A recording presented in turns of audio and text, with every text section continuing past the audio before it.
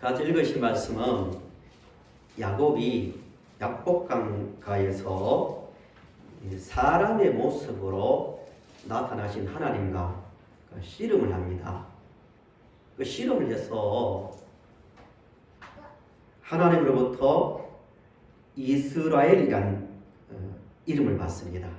뜻이 하나님과 및 사람들과 겨루어 이겼다는 뜻입니다. 사실은 그 내용을 보면 안 그렇거든요. 사람의 모습으로 나타나신 하나님께서 야곱과 씨름하는데, 씨름하니까 우리는 사로잡고 이렇게 넘기는 걸 생각이 쉽잖아요. 격투에 가깝습니다. 심한 몸싸움을 하는 거죠. 근데 하나님께서 야곱의 허벅지 관절을 뼈를 치심으로 골절이 됩니다. 이 관절이 뼈가 골절되면 절뚝거리고 아무 힘을 쓸 수 없다 합니다. 그럼 누가 이긴 거예요? 하나님 이긴 거죠. 그런데도 성경은 하나님께서 졌다고 말합니다. 야곱이 하나님과 및 사람들과 겨루어 이겼다. 그래서는 이스라엘을 하라고 말합니다. 좀 이상하지 않습니까? 이 싸움을 보면서 우리 두 가지 의문이 생깁니다. 하나는 하나님께서 날이 새도록 야곱과 싸웠는데 이기지 못할 것 같으니까 마지막에 야곱을 쳤다고 합니다. 허벅지 관절을 쳤다는 그 언어를 직역하면 터치했다는 거예요. 아담과 하와가 선악과를 만졌다는 걸 가지고 터치했다, 같은다는 겁니다. 살짝 건드려도 뼈를 골절시키고 이길 수 있는 하나님께서 왜 초저녁에 그렇게 하지 않고 밤이 새도록 그냥 씨름을 하셨는가 라는 의문이 생기고, 또 하나는 좀 전에 드린 말씀대로 분명히 하나님께서 이기신 것 같은데 왜 야곱이 이겼다라고 말하는가를 우리 생각해 봐야 됩니다.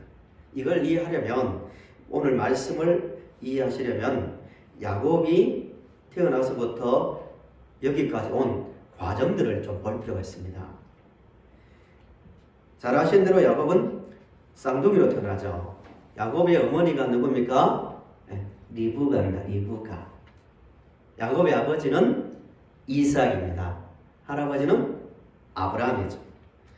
리브가가 태중에 있을 때 이 태 안에서 쌍둥이가 막 다툰 것 같아요. 신기한 일이죠. 근데 먼저 태어난 형은 보니까 붉고 털이 많아서 이름을 말 그대로 에서라 했고, 뒤에 형의 발 뒤꿈치를 잡고 합니다. 똑똑한 사람입니다. 야곱이 뒤꿈치를 잡고 태어났다고 해서 말 뜻 그대로 야곱이 합니다.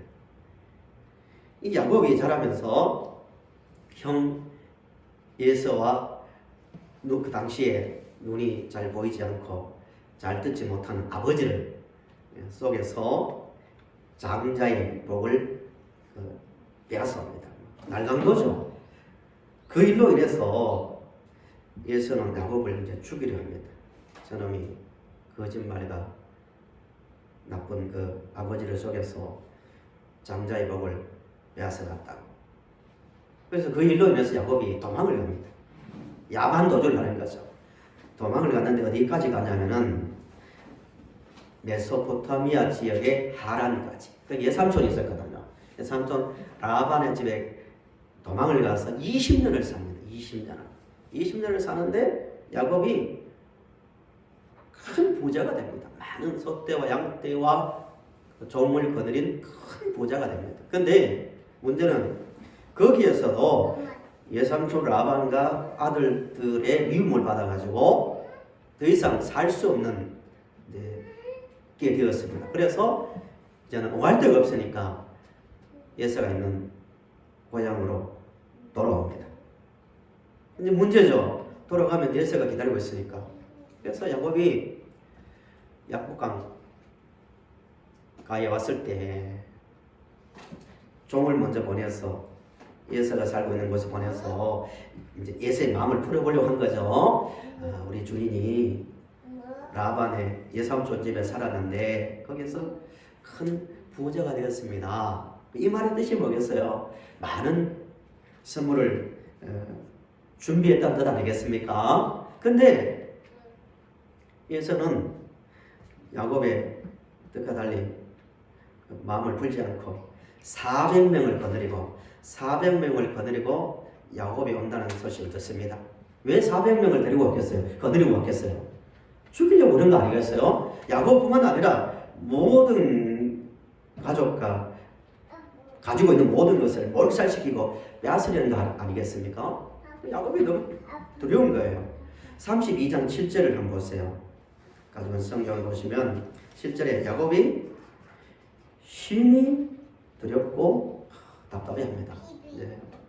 큰일 났다 이거죠. 그래서 32장 14절 15절을 보시면 우리 같이 읽어보실까요? 32장 14절 15절 같이 읽어봅니다. 시작. 암양소가 200이요 수명소가 20이요 암양이 200이요 심양이 20이요 전남은 가스가 1세기요 암소가 40이요 암소가 10이요 예. 암양이가 20이요 그 새끼랑이가 10이요 예, 여기까지.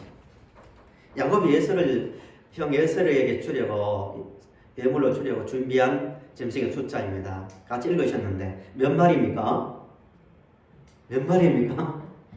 내가 아니니까 상관없죠. 사람의 심리죠. 내가 받을 거라면 한 마리 세워보겠죠. 도대체 몇 마리인가 했는데 총 550마리입니다. 많아요, 적어요? 엄청나죠. 550마리. 이 숫자가 당시에 한 사람이 왕을 만날 때 왕에게 드리는 바치는 그 예물의 규모입니다. 야곱의 마음이 어떤지를 알겠죠. 모든 걸 에서에게 줘서라도 자기 목숨은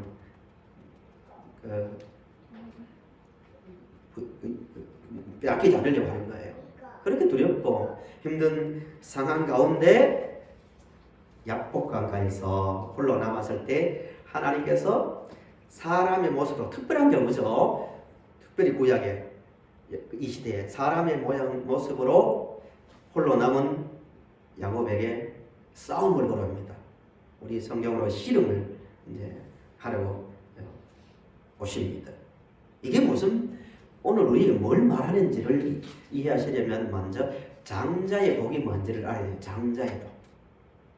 유산을 많이 받는 복이라면 야곱이 이렇게 많은 것을 줘서 예수에 바치진 않았겠죠. 이 장자의 복이 뭐냐면 요약하면 이런 거예요. 굉장히 중요합니다. 사실은 이 내용을 구체적으로 설명하려면 상당한 시간이 필요하지만 야곱이 그렇게 원하고 원했던 장자의 복이 뭐냐면은 자기 할아버지 아브람과 아버지 이삭에게 하나님께서 약속한 게 있어요. 그게 뭐냐면은 너의 후손 한 씨를 통해서 모든 민족이 복을 받는다는 거예요. 모든 민족이 너의 몸에서 날 한 씨를 통해서 모든 민족이 복을 받는다는 거예요. 그게 뭔지를 아브라함과 이삭은 정확하게 이해하고 있었어요. 그게 누구예요? 예수 그리스도입니다. 씨는 항상 단수로 사용하거든요. 한 사람. 예수 그리스도를 보내겠다. 너의 몸을 통해서 너의 후손을 통해서 구원자 만민을 구원할 예수 그리스도를 보내겠다는 그 복이에요. 구약의 사람들은 장차 우리를 구원하러 오실 구원자 예수를 바라보면서 그 보는 믿음으로 구원을 받는 거예요. 아브라함도 이삭도 야곱도 심지어 다윗도 예수 그리스도를 바라보는 믿음으로 구원을 받았습니다. 예를 들어 볼게요. 요한복음 8장 56절에 제가 몇 번이나 인용한 구절입니다. 예수님께서 이렇게 말씀하십니다. 너희 조상 아브라함은 나의 때 볼 것을 즐거워하다가 보고 기뻐하였느니라라고 말합니다. 유대인들이 예수님이 아무리 복음을 전해도 안 믿었거든요. 너는 아브라함의 후손에 이렇게 나오거든요. 그들에게 하는 말이 아브라함도 나를 수천 년 전의 사람이지만 나를 믿음으로 보고 즐거워하다가 보고 기뻐했다고 말합니다. 하나님 말씀, 그러니까 아브라함아 너의 후손 너의 씨를 통하여 너도 구원받고 만민이 구원받는다는 말씀을 예수 그리스도를 통한 구원인 걸 알았다는 거예요. 예수님 말씀이니까. 이삭도 알았습니다. 창세기 26장 4절에 이렇게 말합니다. 이삭도 내 자손으로 말미암아 천하 만민이 복을 받으리라는 약속을 하셨는데 이삭도 알았습니다. 왜 알았을까요? 아브라함이 수백 수천 번 받은 이야기를 한 거예요. 왜 그 먼 메소포타미아에서 가나안 땅으로 왔냐면은 하나님의 약속을 믿고 왔거든요. 야곱도 마찬가지입니다. 32장 2절에도 똑같은 말씀을 합니다. 내 시로 바다에 셀 수 없는 모래와 같이 많게 하리라 하셨지 않습니까? 라고 말하고 있습니다. 이 시가 누구인지 성경 이렇게 말합니다. 지금 우리가 듣는 말씀이 겁니다. 야곱이 그렇게 원하고 원했던 장자의 복이 뭔가를 지금 전하고 있는 거예요. 갈라디아서 3장 16절에 이 약속들은 아브라함과 그 자손에게 말씀하신 것인데 여럿을 가리켜 그 자손들이라 하지 아니하시고 오직 한 사람을 가리켜 내 자손이라 하셨으니 곧 누구라고요? 그리스도라고 말합니다. 해석을 해주는 거죠. 그러니까 야곱은 정말 그 장자의 복을 예수 그리스도를 통한 구원자를 보낸다는 자기 후손을 통하여 예수 그리스도 본다는 그 복을 정말 좋아했습니다. 원하고 원했다는 겁니다. 그럼 문제가 아니었어요. 이 복을 원하는 게 나쁜 거예요? 좋은 거예요? 잘못이 아니에요. 그럼 야곱의 문제가 뭘까요? 이것 때문에 야곱이 계속 고난을 당하거든요. 야곱이 장자의 복을 원하는 것은 정말 칭찬받을 일인데 야곱은 그 복을 믿었고 원했지만 문제가 이거예요. 실제 삶에서 그 복을 주신다는 것을 믿지 못했다는 겁니다. 굉장히 중요한 얘기입니다. 우리 이야기로 하면 이런 거예요. 구원과 관련식에서 우리가 예수님을 구원자로 믿죠? 믿습니까? 믿어요.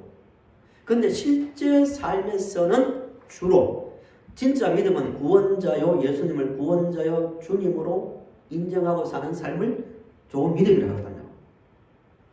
실제 삶에서 주님으로 믿지 못했다는 거예요. 이게 야곱의 문제입니다. 창세기 25장 19절에 23절 찾지 않겠습니다. 에서와 야곱이 리브가의 태중에 있을 때 하나님께서 이런 말씀을 하셨거든요. 이게 예정론입니다. 선택설인데 큰 자가 작은 자를 섬긴다. 해석하면 야곱이 장자의 복을 받는다. 내가 야곱을 통하여 구원자를 보낸다는 약속을 리브가 들었습니다. 똑똑히 들었습니다. 그 무슨 뜻인지도 아브라함이 알았으니까, 이삭이 알았으니까 리브가 이해를 한 거예요. 그러니까 어머니 리브가는 누가 복을 받아야 된다고 생각했습니까? 동생입니다. 그래서 어느 날 그런데 그 믿음을 가지고 있었는데 어느 날 그 남편인 그 이삭이 그 장자 그러니까 마지 에서가 사냥한 고기를 굉장히 좋아했거든요. 에서는 사냥을 잘했습니다. 에서를 벌려가지고 에서야 내가 너에게 장자의 복을 이제 빌겠다. 그러니까 고기를 잡으러 오라. 이걸 들은 거예요. 어머니가 밖에서. 어머니가 볼 때는 장자의 복이 누구에게 갈 것 같습니까? 에서에게 갈 것 같단 말입니다. 실제 믿지 못한 거죠. 하나님의 약속은 알았지만 실제 돌아가는 일을 보니까 이상하다. 에서에게 가겠네. 하나님의 약속을 믿지 못한 거예요. 실제 삶에서. 그래서 어머니 리브가가 주도해서 남편인 이삭을 속입니다. 야, 빨리 그래 와라. 염소를 잡아가지고 내가 그 사냥한 고기 대신 그 고기도 준비하고 또 너 할 테니까 너 장자 복 받아야 된다. 할 때 야곱이 무서워가지고 어머니 형은 털도 많고 또 목소리도 다른데 아버지 알아볼 건데요. 어떡합니까? 하니까 리브가 하는 말이 걱정 마라. 염소 털로 넣어서 목에 털로 덮고 목에 털을 이렇게 적당히 붙이면 아버지가 모를 거야. 그렇게 해서 이삭이 속아서 둘째인 야곱에게 그 장자의 복을 준 겁니다. 누가 주도했다고요? 리브가가 주도했습니다. 야곱도 물론 따라했지만 리브가와 야곱의 문제가 뭐였습니까? 하나님의 약속이 뭔지는 알았지만, 구원의 약속은 알았지만 실제 이렇게 사람이 말을 듣고 실제 이루어지는 일을 보니까 약속이 전혀 이루어지지 않는 것처럼 보이는 거예요. 실제 삶에서. 그래서 인간적 방법을 동원했다는 거예요. 이게 우리의 모습이 아닌지 돌아보십시오. 성도 여러분, 예수 그리스도는 우리의 구원자 맞지요? 우리는 믿어요. 근데 실제 살아가다 보면 사람의 말도 들리고 또 사람이 나에게 대하는 어떤 행동도 보이고 나에게 주어진 물질도 뻔히 보이고 이게 다 보인단 말입니다. 이 살다 보면은 하나님께서 우리에게 분명히 말씀하셨거든요. 우리는 이미 예수 그리스도를 통하여 장자의 복을 받았습니다. 로마서 8장에 있는 말씀대로 이미 영적으로 구원을 받았단 말입니다. 장자의 복이라는 것은 구원의 신앙, 우리 입장에서는 예수 그리스도를 통한 구원입니다. 이미 받았어요.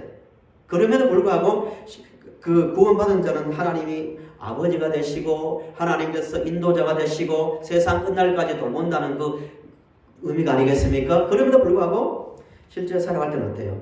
내 손에 주어진 물질이 없고 또 사람의 말들이 들리고 이러다 보면은 하나님의 그 약속보다는 누구의 말이 나에게 더 큰 힘을 미칩니까? 사람의 말이거든요. 이게 리브가와 야곱의 이 당시의 상태였습니다. 사람의 말에 의해서 내가 움직이는 거예요. 이거 안 되겠다. 그래서 인간적인 방법을 동원하는 거예요. 이게 야곱뿐만 아니라 우리의 마음이 깊이 남아 있습니다. 주일날 예배 들 때 또 말씀을 읽을 때 맞아. 예수님이 나의 구원자이고 세상 끝날까지 나와 함께 하신다고 약속하셨어. 아멘이라고 진심으로 하지만 그의 문을 열고 나가서 세상을 살 때는 어때요? 사람과 만나면서 당장 부딪히는 이익의 문제들 아니면 사람과의 관계 속에서 어떻게 합니까? 그게 더 크게 영향을 미칠 때가 있는 게 사람의 모습입니다. 야곱이 그랬으니까요.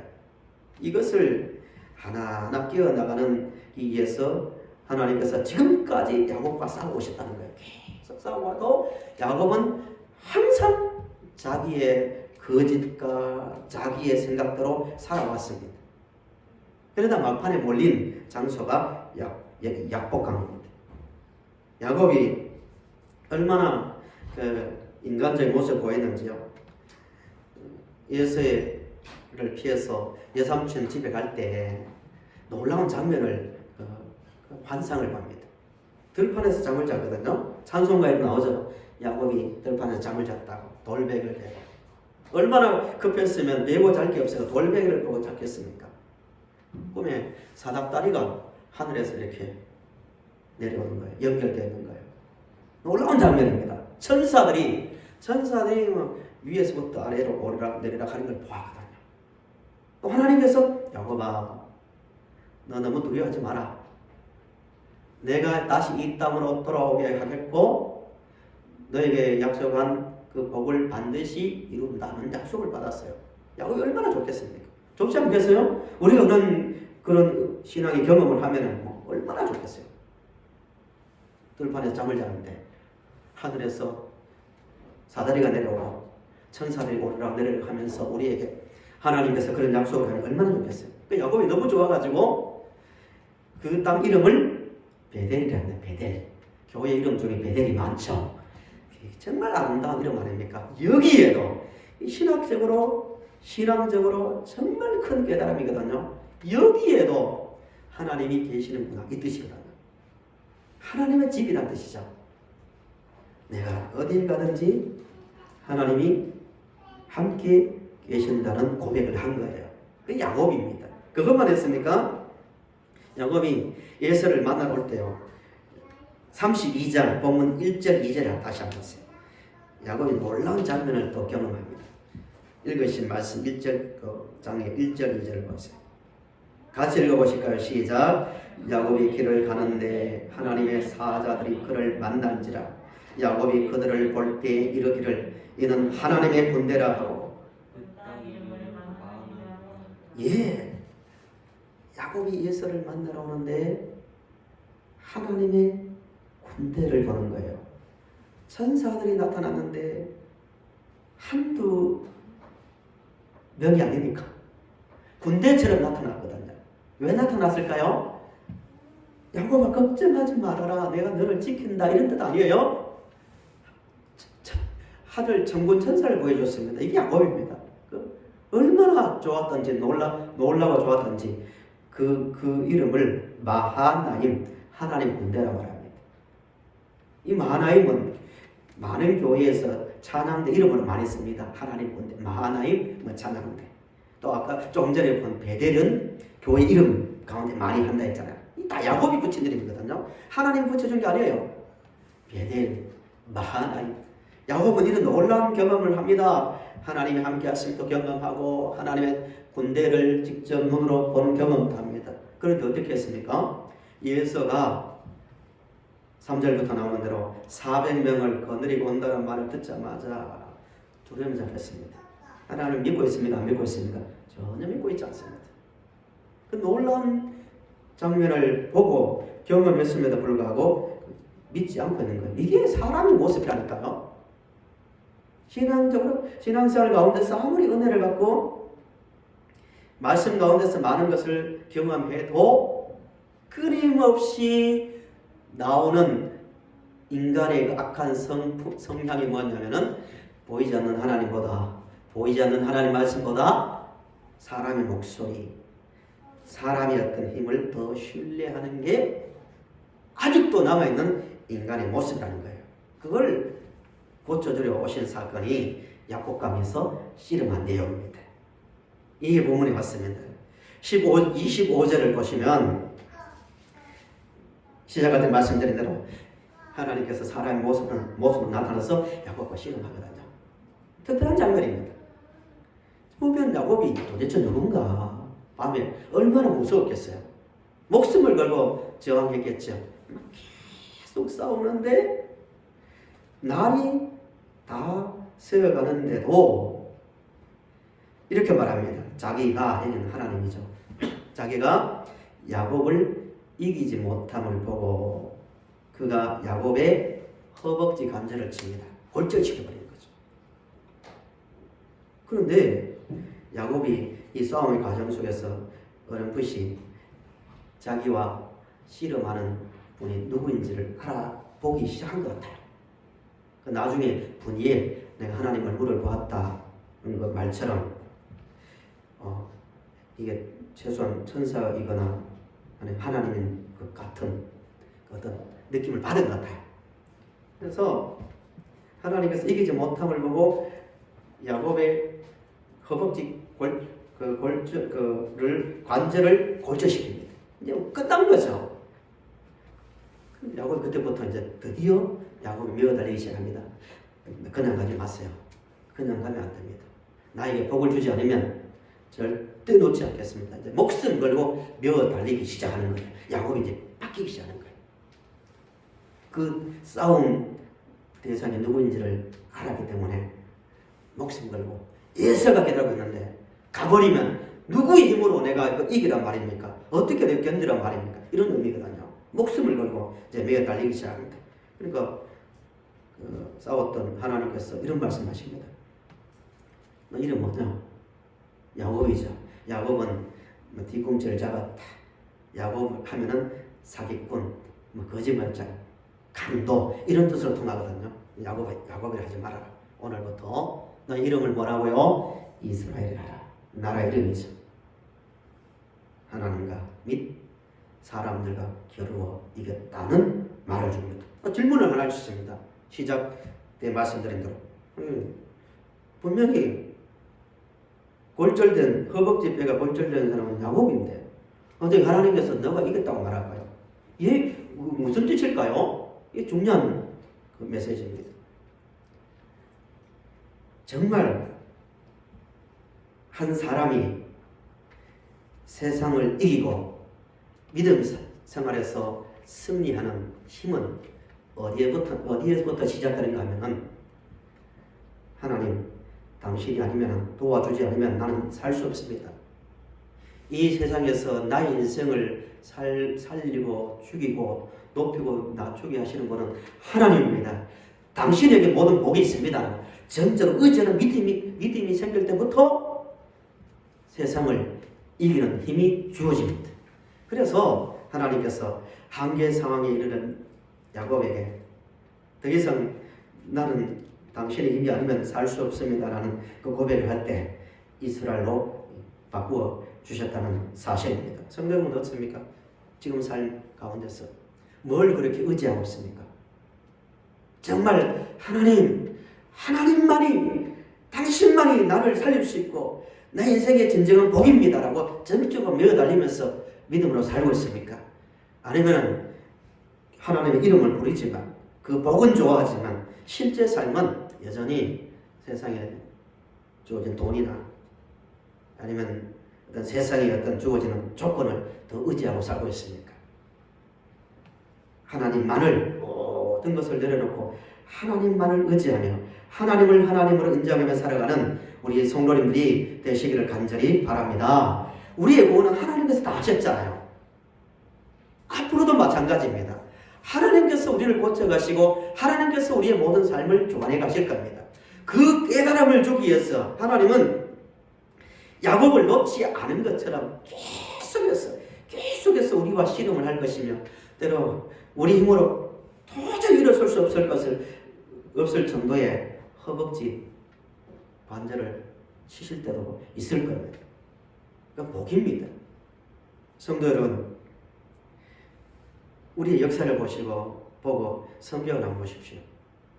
성도가 언제 진짜 강했는가? 신앙생활하면서 언제 세상과의 싸움에서 이겼습니까? 한때입니다. 하나님, 우리 아무 힘도 없습니다.